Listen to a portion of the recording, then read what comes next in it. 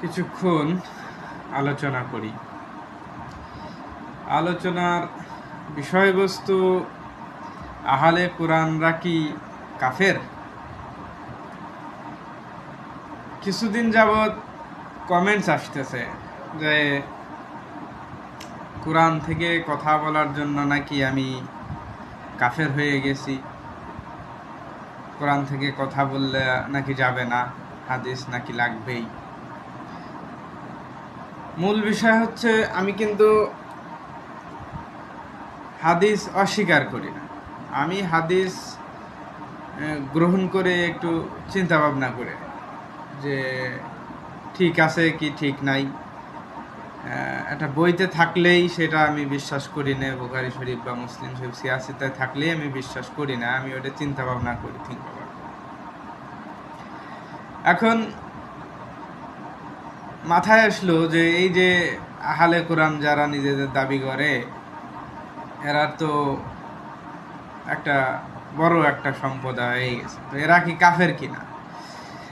তো এ বিষয়ে আমি কোরআন থেকে কিছু দেখাই, তারপরে কথা বলি। মূল বিষয় হলো হিংসা। একজনকে দোজখে পাঠাতে পারলেই নিজে জান্নাতের পথ সহজ হয়, বিষয়টা এরকম আর কি। যাই হোক, কথা পরে বলি, আগে দেখাই।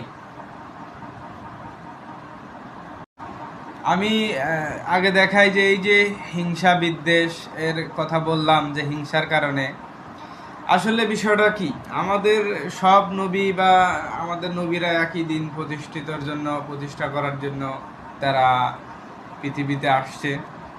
আগে পড়ে নিই, তিনি তোমাদের জন্য দিনের সেই পথ নির্ধারিত করেছেন যার আদেশ তিনি দিয়েছেন নূহকে, এবং আমি যা আপনার কাছে ওহী পাঠিয়েছি এবং যার আদেশ দিয়েছিলাম ইব্রাহিম, মুসা ও ঈসাকে, এই মর্মে যে তোমরা দিনকে প্রতিষ্ঠিত করো এবং তাতে মতভেদ করো না।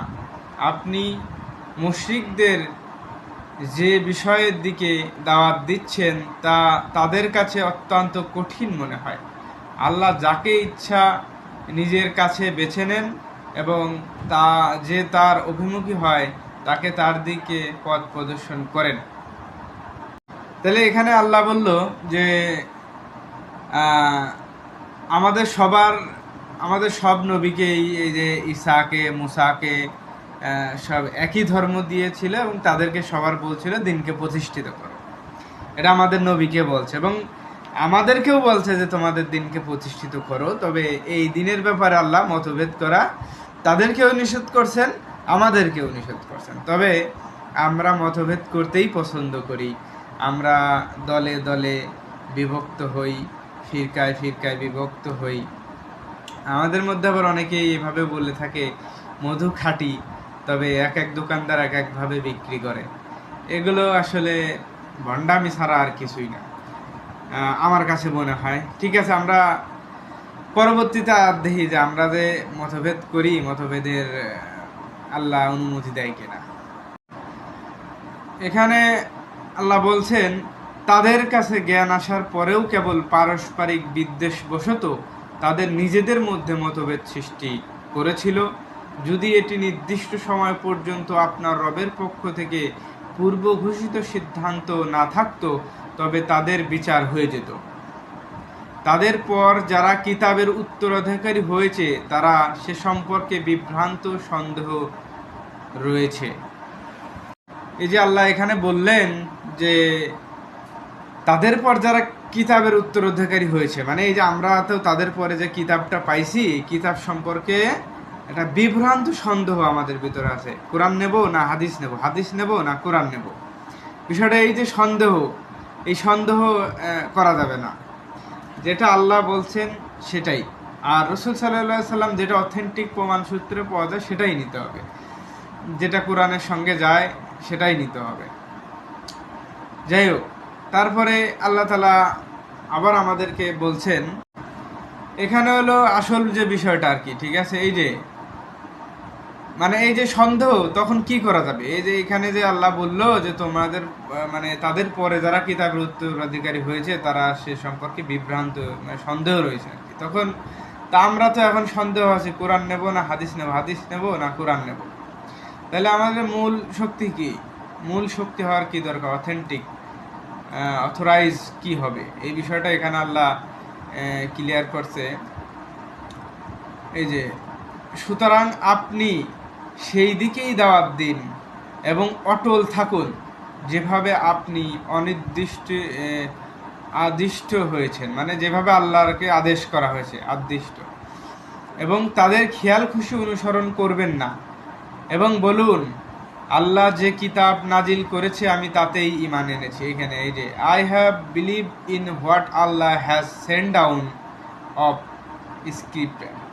এখানে আল্লাহ তাআলা আসলে যে কিতাবটা নাজিল করছে সেই কিতাবকে আসলে আঁকড়ে ধরার কথা বলছে। আমরা অনেকেই জানি যে এই যে ওয়াতাসিমু হাবলিল্লাহি জামিয়া লা তাফাররাকু শব্দের অর্থ হচ্ছে এখানে যে আল্লাহর রজ্জুকে শক্তভাবে ধরো, এটা হচ্ছে কোরআন। তো কোরআনকে আসলে আমাদেরকে শক্তভাবে ধরে, এখানে আল্লাহ সে কথাই আবারও বললেন যে কিতাব আল্লাহ যে কিতাব নাজিল করেছে তাতে ঈমান এনেছি।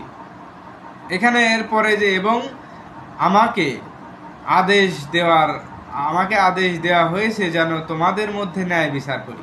এখানে আবার যে অনেকেই বলবে যে I have been commanded to do justice among you, মানে আমাদেরকে যে এই যে ন্যায় বিচার করবে, বলবে যে আল্লাহ তো কোরআন দিল, তাহলে ন্যায় বিচার করবে কে, কিভাবে করবে? এই জন্যই আবার বলে যে হাদিস ছাড়া চলবে না। এই এর নিচেই আল্লাহ এই যে ন্যায় বিচারের দিয়ে দিয়েছে। এই যে এখানে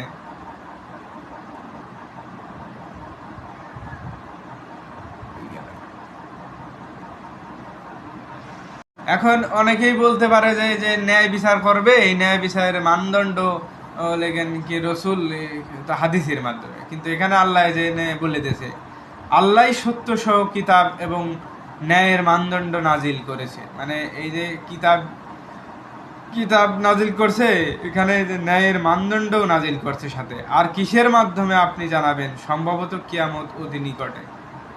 মানে আর কিসের মাধ্যমে তোমার লাগবে? এই যে কিতাব নাজিল করছি, এখানে যে সত্য সহ যে পাঠাইছে, এগুলো আসলে আমরা যে অনেকেই ভাবি যে ওই যে রসুলকে আবার অন্যভাবে হাদিস বর্ণনা করে ই করতে, কিন্তু আমি বলতেছি হাদিস রসুল সাল্লাহ সাল্লাম যে ভবিষ্যৎবাণী করে থেকে গেছে, যে হাদিস আমাদের জন্য বলে থেকে গেছে, তা অবশ্যই মানতে হবে, তবে তা কোরআনের মানদণ্ডে, অন্য কোনো কিছু কোনো সাহাবী বা কারোর মানদণ্ডে না।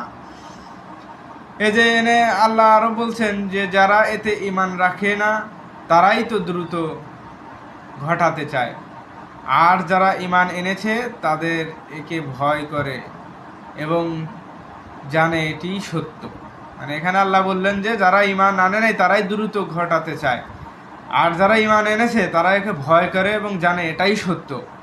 জেনে রেখো, যারা কিয়ামত সম্পর্কে বিতর্ক করে তারা ঘোর বিভ্রান্তিতে রয়েছে। যাই হোক, আবার এখানে যে অনেক কিছুই বলছেন, তাহলে এখানে শুধু আল্লাহ কিতাব দিলেন না, কিতাবের সাথে এই যে আরো পরবর্তীতে কি অনুসরণ করব সেটাও আল্লাহ বলে দিয়েছেন।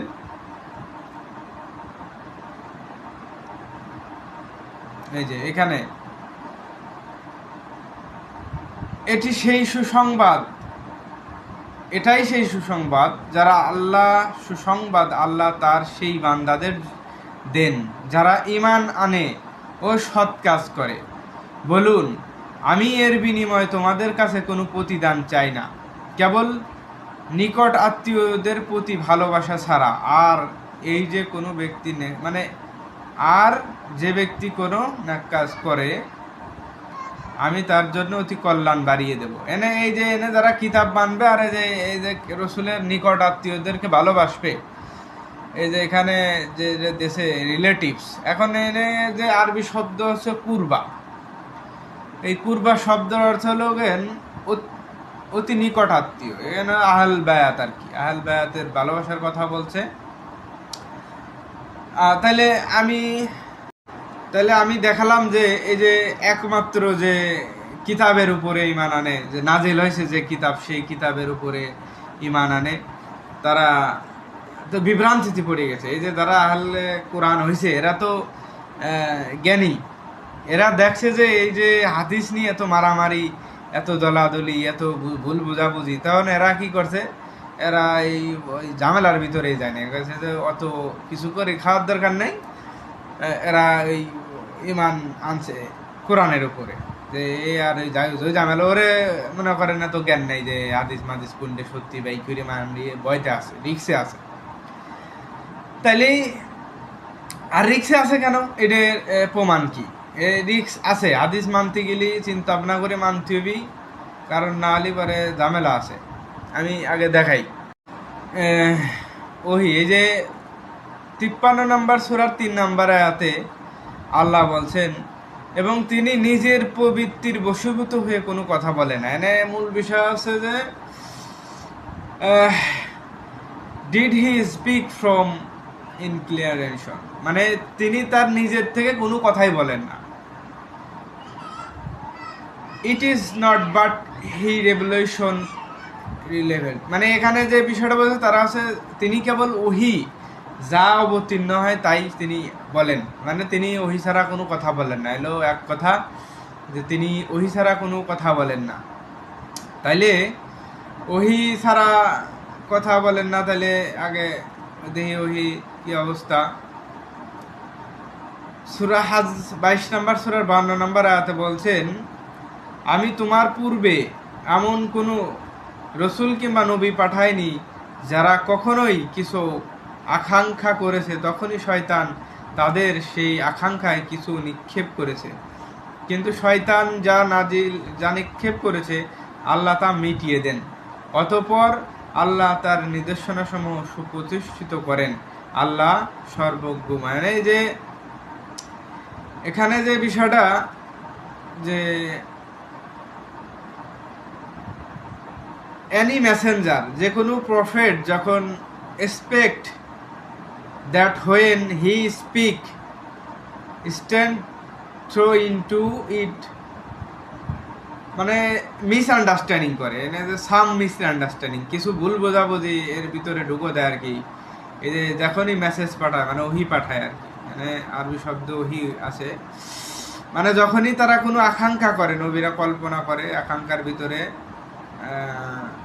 শয়তান কিছু নিক্ষেপ করে, এখানে যাতে শয়তান যা নিক্ষেপ করে তা তিনি তাদের জন্য পরীক্ষা স্বরূপ করেন, যাদের অন্তরে ব্যাধি রয়েছে এবং যাদের হৃদয়ে কঠোর। নিশ্চিত জালেমরা গভীর মতভেদে রয়েছে। মতভেদ, জালেমরা শুধু মতভেদ করে, মতভেদ করার কোনো সুযোগ নাই। আল্লাহর এই পাঠানো ধর্মে মতভেদের কোনো সুযোগ নেই। তাইলে আল্লাহ যাদেরকে জ্ঞান দান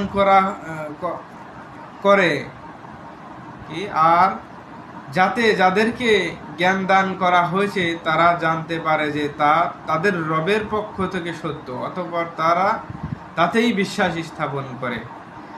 তাইলে এখানে যে বিষয়টা আসলো,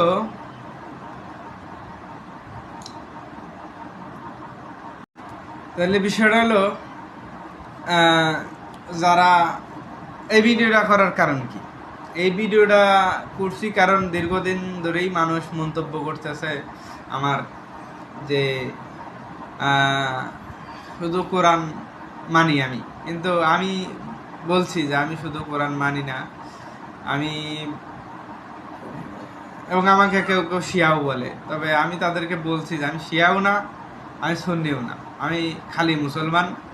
আমার কিতাব হলো কোরআন, আমার পথ হচ্ছে রসুল সাল্লাল্লাহু আলাইহি সাল্লামের জীবনী। এনে হাদিস আমি অথেন্টিকভাবে নিতে পারতেছি না, কারণ হাদিসের ভিতরে ভুল ত্রুটি থাকতে পারে, যেহেতু ভুল ত্রুটি আমি নেব না। তবে এ বিষয়ে অনেক আলেম ওলামা আছে যারা ভুল বিষয়, ভুল ভ্রান্তি ঠিক করে জানায়, আপনারা সেগুলো জানতে পারেন, সমস্যা নেই। তবে বিষয়টা হচ্ছে এই যে কাফের কি কাফের না এগুলো বলে মানুষের হিংসা, মূলত এই যে আল্লাহ বললেন যে আমি তাদেরকে একটাই ধর্ম দিছিলাম, একটাই কিতাব দিছিলাম, তারা তাতে মতভেদ সৃষ্টি করছে, তারা নিজেদের হিংসার বশবর্তী হয়ে।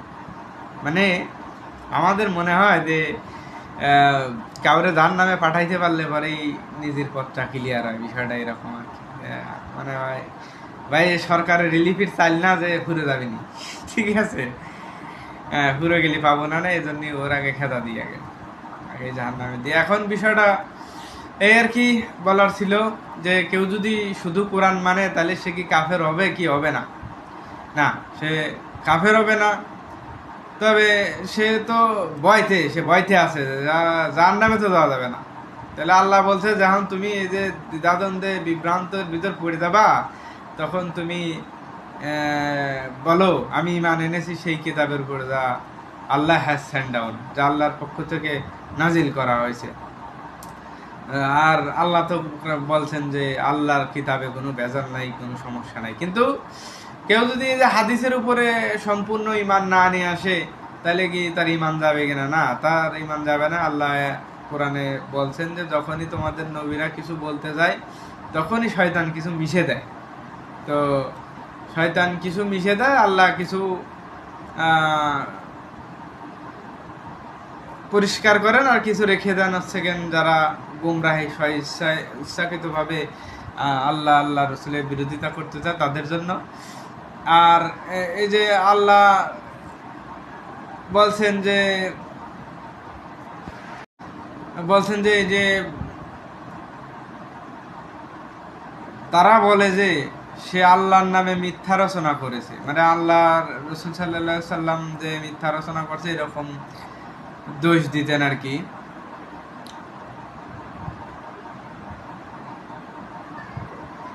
আল্লাহ মিথ্যাকে মুছে দেন এবং তার বাণী দ্বারা সত্যকে সুপ্রতিষ্ঠিত করেন।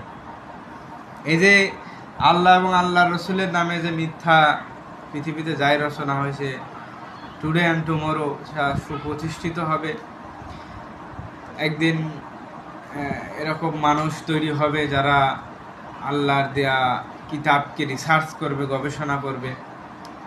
তারা ওই 1400 বছর 1200 বছর আগের যারা এই যে কোরআনের ব্যাখ্যা করে দিয়ে গেছে, সেই ব্যাখ্যা ওনাদের থাকবে না, তারা সুপ্রতিষ্ঠিত। আর এদের হাদিস যে নেবো, এ হলো গল্প কিচ্ছা। সৌদির মানুষটা, মানে আরবের মানুষটা খুব কিচ্ছা কাহিনী করতো, আর এরা অধিকাংশই ছিল ওই বেদুইন, লেহাপড়া মুসনা, খালি গল্প কিচ্ছা হইতো। ওই মানে অধিকাংশ মুনাফিক ছিল। আল্লাহ কোরআনে বলছেন যে রসুল তোমার আশেপাশের অধিকাংশ মানুষই মক্কা মদিনার মানুষ মুনাফিক। তো যাই হোক, এখন বিষয়টা হচ্ছে এই রসুলের নামে অনেক কিছু রচনা করতে পারলেও এই কিতাবে কোনো কিছু রচনা করা যায় না। সুতরাং কেউ যদি এই কিতাবের উপরে ঈমান আনে এবং এই কিতাবকে একমাত্র সত্যের মানদণ্ড হিসেবে ধরে নিয়ে জীবনযাপন করে, তাহলে সে কাফের কেন হবে? আল্লাহ বলছেন যে তাদেরকে তাদের কি বলছেন, আগে বলছেন যে তারা যে তোমার রবের পক্ষ থেকে যা নাজিল করেছে সৎ কাজ করে, এবং যখন বিভ্রান্তিতে পড়ে তখন কিতাব সমূহকে যা নাজিল করা হয়েছে সেই কিতাব সমূহের উপর ঈমান এনেছি বলে, ঠিক আছে। তো তারা তাদের জন্যই আর কি চূড়ান্ত শান্তি নিশ্চিত করা হবে। যাই হোক, এই বিষয়ে তাহলে মূল বিষয়টা হলো তারা কাফের হবে কেন? কাফের আর কোনো সুযোগ নেই। হ্যাঁ, হয়তো রসুলের কিছু জিনিস সে পালন করতে পারছে না, সে দ্বিধাদ্বন্দ্ব রয়েছে। এই সময় এসে সে দ্বিধাদ্বন্দ্বে পড়ে সে যদি এই কাজ করে, তাহলে পরে সে অবশ্যই তার ঈমান আছে। কিন্তু কেউ যদি ইচ্ছাকৃতভাবে রসুল সাল্লাহ সাল্লামের বিরোধিতা করে, তাহলে ঝামেলা আছে। আর রসুল সাল্লাহ সাল্লামের ইচ্ছাকৃতভাবে আসলে রসুলকে যারা মানার কথা বলে, এরাই রসুল সাল্লাহ সাল্লামকে বেশি অমান্য করে। তার উত্তরাধিকারী সূত্রে তার আহাল বায়াতদেরকে তারা তুচ্ছ তাচ্ছিল্য মুখে না বললেও তাদের কর্মকাণ্ডে তারা অস্বীকারই এক পর্যায়ে করে। যাই হোক, আমার কথা যে আহলে কোরআনরা কি কাফের কিনা, আমার মনে হয় যে না। যারা আল্লাহ বলছেন যে এই কিতাব নাজিল করা কিতাবের উপরে যারা ঈমান আনে, যারা যখন দ্বিধাদ্বন্দ্বে পড়ে, তো তারা আমার মনে হয় না যে কাফের। আল্লাহ হাফেজ, আজকে এ পর্যন্তই।